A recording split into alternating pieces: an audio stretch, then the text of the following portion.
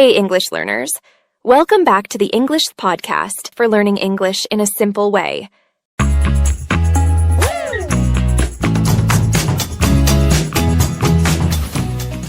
Hey, Sophie, got a second? I've been trying to finish so many goals lately, but I just can't. It's driving me crazy. Oh no! What's going on? Are the goals too big? Or are you just stuck? Maybe both. Like, I'll start a project, work on it for a day, then lose motivation. It happens every time. Ugh, I totally get that. What's the last goal you tried to finish? Last week, I wanted to study coding for an hour every day, but by Wednesday, I was already skipping days. Do you think you're setting too many goals at once? Or maybe getting distracted? Distracted, maybe? I'll sit down to work, but then I end up scrolling Instagram or watching videos instead. Oh, the Instagram trap. Have you checked your screen time lately? I did once. It was embarrassing. No. I'm kind of scared to look. Try it. You'll see exactly where your time's going. Maybe you're losing hours without even realizing it. You're right. I'll check my screen time tonight. But what if I find out I'm wasting way too much time? That's the thing. We always complain that we don't have enough time, but somehow we have plenty when it comes to social media. Isn't that crazy? Yeah. No matter what happens, we never forget to check Facebook or Instagram to see what's going on. Exactly. It feels like we might miss something important, but in reality, there's nothing important at all. You're absolutely right. Honestly, I don't even get messages from friends, and I barely have any online, yet I still keep checking my inbox. I get it. The more we depend on social media, the fewer real connections we actually have. Let me ask our audience a question. Friends, when was the last time you spent an entire day completely free from digital distractions? Yes! Be honest. Try to recall and let us know in the comments. Is it true that people are losing concentration?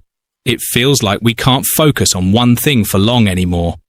And researchers have found strong evidence that over the past couple of decades, people's attention spans have shrunk considerably. Where did you find this information? I'd love to know more about it. There have been several studies on this. For example, a study by Microsoft found that the average human attention span has dropped to just 8 seconds. Researchers found that social media, constant notifications, and multitasking are making it harder for people to concentrate for long periods. Exactly. By the way, William, have you noticed how many vloggers there are these days? Do you follow any bloggers? Yeah, there are all kinds. Food vloggers, travel vloggers, family vloggers. But honestly, I don't watch too many, maybe just one or two. That's fine. But have you ever thought about what we actually gain from watching someone eat or travel? They're enjoying themselves and making money while we're just spending our time watching. That's true. They're earning, but we're just passing the time for entertainment. Yeah, entertainment is fine, but if we spend too much time on it and neglect our own growth, then what happens? You're absolutely right. We should focus on improving ourselves instead of just consuming endless content. Maybe it's time to cut down on mindless scrolling and do something more productive. Now let's talk about something very important: short videos. Do you watch short videos? Yes, I do. I try to avoid them most of the time, but sometimes I just can't. Exactly. That's the main point. We want to ignore them, but they are extremely addictive, so we can't completely avoid them. Let's see. When did short videos first start? And which platform created them first? That's a great question. Short-form videos became popular with Vine, which launched in 2013. It allowed users to create 6-second looping videos. But after Vine shut down, TikTok took over in 2016 and made short videos a global trend. That means short videos have been around for more than a decade, but TikTok made them a mainstream trend. Then, platforms like Instagram Reels, YouTube Shorts, and Facebook followed the trend. Now, short videos are everywhere. Exactly. These platforms are designed to keep us watching. The endless scrolling, catchy content, and quick dopamine hits make them hard to resist. Attention grabbing. They often feature eye-catching visuals, catchy music, and fast edits to hold your attention. And the constant flow of new content makes it even harder to stop. The infinite scroll keeps you hooked because you know that something new and more exciting is just one swipe away. Let's see. Are short videos really addictive or not? Of course they are. Every time you watch a short video, you get a little dopamine boost, the feel-good chemical. This makes your brain crave more instant rewards. Exactly, and it's a dopamine overload. The more you watch, the more you crave those hits, which can lead to addiction. Conclusion. Short videos are designed to grab your attention and keep you hooked, but their impact on your brain and productivity can be harmful if not managed. The key is balance.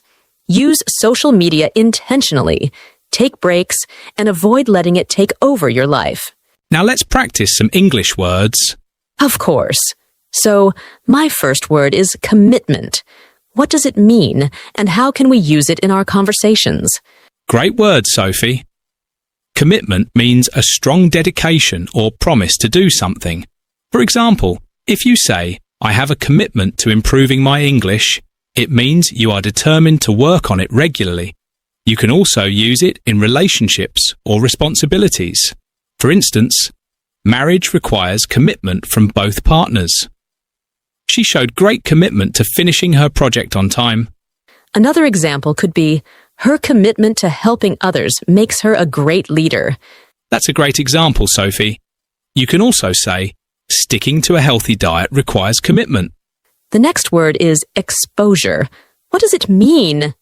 Well, exposure means coming into contact with something new or experiencing something firsthand. For example, traveling gives you exposure to different cultures and lifestyles. It can also refer to being affected by something, like too much exposure to the sun can damage your skin. Oh, I see. So if I say, watching English movies helps improve language skills by increasing exposure, does that sound right? Exactly. The more exposure you have to English, the easier it becomes to learn. Friends, can you use exposure in a sentence? Share your examples in the comments. The next word is drastic. What does it mean and how can we use it in our own life? Drastic means something very extreme or severe. For example, she made a drastic decision to quit her job and travel the world. Exactly. We often use drastic when talking about big or sudden changes. For instance, the company had to take drastic measures to cut costs. Oh, I get it. So, if I say, he went on a drastic diet to lose weight quickly, does that sound natural? Yes, that's a great example. Drastic is used when something is intense or has a big impact. Friends, can you think of a sentence using drastic? Share it in the comments. Your progress doesn't end here. To continue advancing your English skills, click on the next video or explore the additional videos we've thoughtfully selected for you.